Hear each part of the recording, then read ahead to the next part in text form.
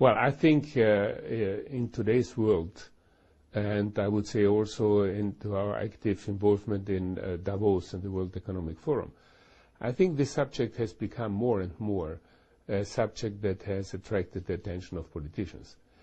There are some, I would say, more sensible aspect to that. For example, if you really talk about large scale, there is no doubt that biotechnology and green biotechnology will certainly have a role to be playing.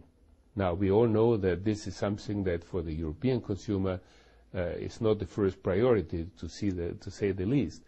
But I think very clearly, if you're talking to the Chinese government, if you're talking to the Indian government, if you're talking to the South African government, the utilization of new technologies is something that will be helping.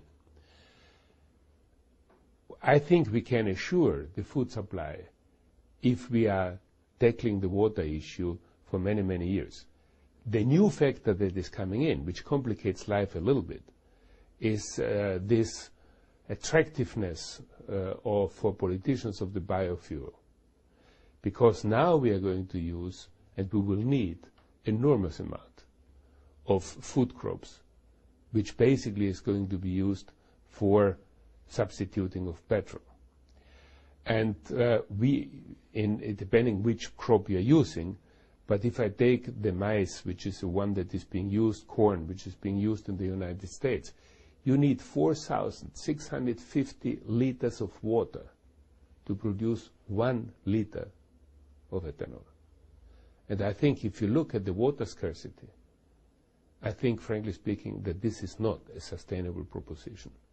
And when you add to that the air pollution of all biofuels is higher than the one of petrol, I think we will still have to go over our books to see whether this is really the long-term solution for us to find fuel for the future. So this aspect is distorting completely the water balance that we can establish. And I think this new factor, we have to see how we can manage.